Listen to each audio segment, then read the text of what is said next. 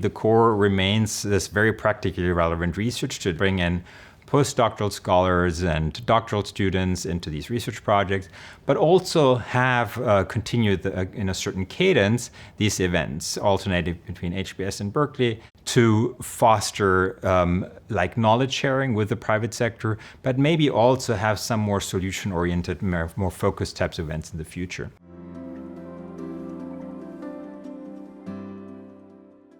I'm Jonas Meckling. I'm a professor at the University of California, Berkeley, and a climate fellow at Harvard Business School. I think that the world has been going through a major shift how it approaches decarbonization, like a geoeconomic turn. For 30 years, we were really focused on international cooperation on the costs of decarbonization.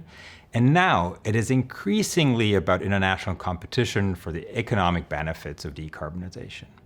So that's moving the competitiveness of countries and companies in emerging green industries center stage.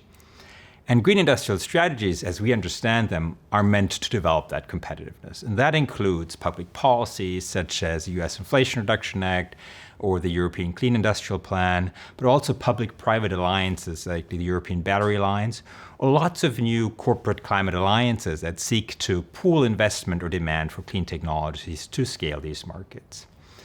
And this rise of green industrial strategies raises a lot of really important research questions. For instance, what are the main challenges to developing and scaling economic capabilities for clean technologies?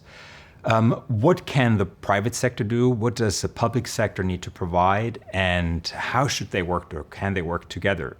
Then how does this rise of green industrial policy affect global supply chains and trade? Because it's often also connected with protectionism. And last but not least, does this new green industrial race actually advance global decarbonization? And for that, we created this initiative to study these questions in greater depth. We thought it's really important to bring together practitioners and scholars. And HBS is really a big portal to practitioner engagement, especially with the corporate sector.